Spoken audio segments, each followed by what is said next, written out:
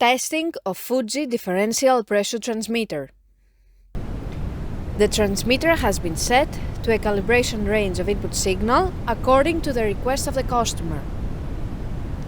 For testing, we add a 24-volt DC power supply, a multimeter in order to measure the milliamp output, and a water column in order to see the input signal. By manipulating the input signal, the unit reacts accordingly, and at the lowest set point, the output is 4 milliamp, and at the highest set point, the output is 20 milliamp.